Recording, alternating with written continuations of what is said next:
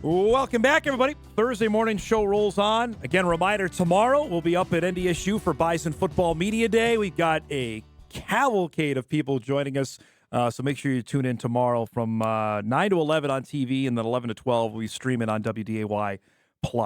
Before we went to break, we were chatting about our next guest who, if you follow the girls basketball circuit in North Dakota, she has blown up over the last couple of years and is part of just a stacked class of 2027 in the state of North Dakota. Her team, of course, made the state tournament last year out of Bismarck Legacy and figures to be in the mix again this upcoming winter. Marlee Falcon joins us here from out in Bismarck to chat about what this summer has been like. First, thanks for doing this. We were just visiting off air about how active your phone has been, how busy you've been. Just now, you're getting ready for school to start. Have you taken a breath to say, boy, this was a lot that happened over the last couple months?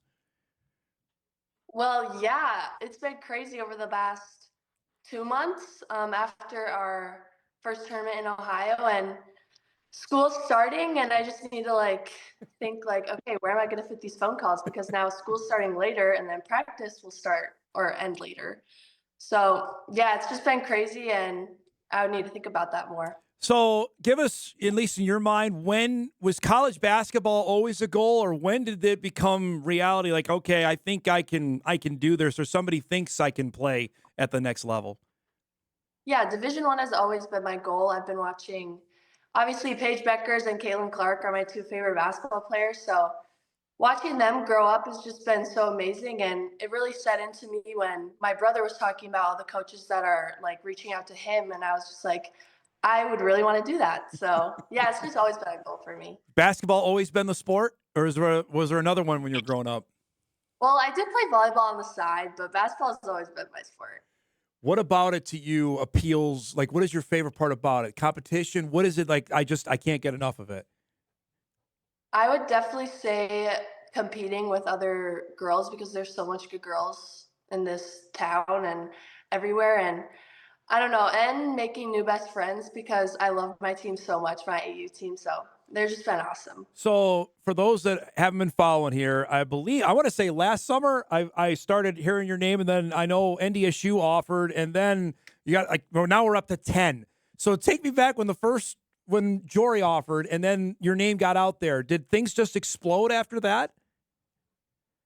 Yeah, kind of. When Jory offered, I was actually with my sister. She was babysitting this little girl, so I just went over there to say hi. And Jory wanted to call me, so I went on the phone and I went on speaker. So it was me and my sister, and then he offered, and then we were both so excited. I had to get Twitter. I'm like, Berkeley, how do I post? So she helped me post my first offer. So I speeded home and talked to my dad, and he was super happy. And I also told my mom, and they were all just so proud of me. It was really exciting. Was that out of the blue, Marlee, when Jory called? Not really, because I think we set up that phone call, and I think we've had many conversations before. But still, to get it, I mean, you were just mentioning that. Describe your after that, and then they started coming. So what was the following weeks and months after that like? Well, then it was USD. I don't know. After my first offer from Jory, I was beyond excited. Me and my sister were screaming. It was so exciting. So now, I don't know if it's old hat, but I know you posted a couple weeks ago that Utah offered, and I saw that one. I'm like, okay. So can you give us the lowdown on that, and what was the reaction when they called? Well, I think it was the first week after Ohio, and the head coach called me, and he said he would like to offer me, and that was really exciting. So they want me down for a visit, and I think me and my dad are going to go down there somewhere in October to visit down there. So have you? I mean, I know it's all happening. Have you had a chance just to sit and okay, this is real? Like, there are places that want me badly. Have you thought about that? I mean, sometimes, but not really, because it's all so fast, and I have to stay on it, talk to all these coaches. But yeah, it's crazy that all these colleges want me to play. So okay, so we're just watching some highlights of you. You are really proficient at shooting the three. Tell me about that, working at that, and why is that such a big part of your game? I mean, again, I got it from my brother. He is such a good shooter. And last year I had a really slow shot, and everybody was coming up to me and saying, "Hey, we need to work on that. We need to work on that." So I got in the gym and worked on my fast shot. And I think that just really helped me to become a better shooter. How do you do that? How do you work on getting it off quicker? I think my coaches would like come up to me, like close out hard. So yeah, I would have to get it off fast or else they would block me.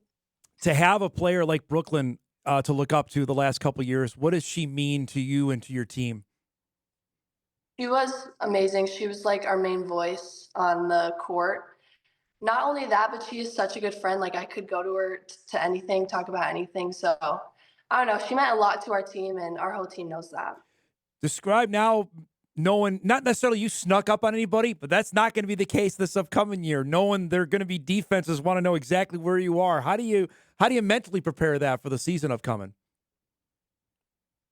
I would definitely just say working on it in practice and practicing with my teammates because I'm not going to be the only one that has to shoot. All of my teammates are good shooters, so I would have to depend on them sometimes. So we were visiting off air. People who watch this show certainly know how good the WDA is. You're in it every night. You describe the level of girls basketball and what it's like just on maybe a random January and you guys are playing Mandan or you're playing Minot. What the competition level is like. I mean, like every game that I walk into, I know that like these girls are all going to be good and it's going to be hard to win. But I mean, I love to see girls that are getting offers from this town, and I love to see that everyone's getting noticed by college basketball coaches. So I don't know, it's just really fun. Well, I did the story, Marley, in March at state that I think I counted 10 girls at the state tournament had Division I offers. That's never happened before. You're part of that. What's that mean to you? I mean, it means a lot. Like Lily Bell, I really look up to Lily Bell. She is awesome. Not that she's a really great person too. She's really funny to talk to, and she's just a really nice person. And she was getting, Division I attention like in eighth grade. I mean, so she's been living it for 4 or 5 years. I'll relate that to you. You've been dealing this for a year. I don't know when, and I'll ask you maybe in a minute when you want to commit, but is it a lot? Is it every day? Do you get a chance to get away from it at all? I mean, I definitely do get questioned that by college coaches, and I just say, I don't know, I need to sit down with my family and just really talk about when I want to make my decision. Is it overwhelming? Do you say, "Hey, I just want to. I'm going to be a junior. I still want to enjoy high school, do all that." Can you do that? Yeah, it's a little overwhelming because obviously they want me to commit early to their college, but yeah, it's overwhelming, but I would just have to sit down and talk with my family about that. I guess it's a good problem to have, but it's still Yeah, a lot, right? yeah, definitely. Describe for you this upcoming year, knowing what you have back, knowing certainly what the other teams in the WDA are going to bring to the table. What are your own expectations for this upcoming year? I would definitely say I feel like obviously our goal is to make it to state, but I think it'll be harder this year just because everyone is just super talented and like Century's gaining the two freshmen. Yeah. Yeah, everyone is just going to be so talented. It's just going to be really fun competing with all the teams. When's the last time you and your bro played one-on-one? Not for a while. He moved up to Minot last week, and he's been doing workouts with them. So, Okay, so who won the last time you actually did it? That's what we need to know. oh, it'd definitely be him. But I definitely won the last game of Pig, but All he right, won. so there we go. We got bragging rights there. Who's Yeah. the better shooter? Can we say that? I mean, I would say me, but he would say him. I really appreciate you doing this. Congratulations on what's been a crazy summer, and stay healthy. We look forward to talking with you soon. Okay. Thank you.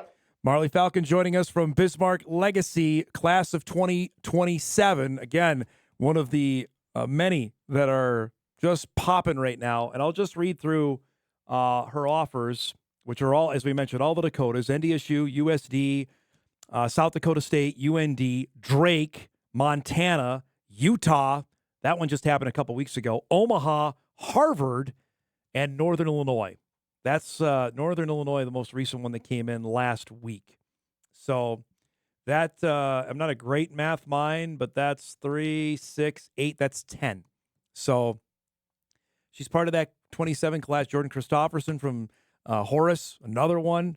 The 27. It's just popping. Riley Rutledge, who's already committed as a 27 out of South Prairie.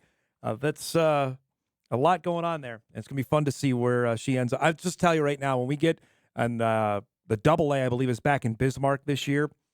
Sign us up for that. It's going to be elite talent going to be playing there in the middle of March. We'll take our final break. We come back. We got a loaded Sports Thursday. Our guy Tom Hoagie is playing in the first round of the FedEx Cup playoffs. We'll update you on that and say goodbye. Hot Mic wraps right after this.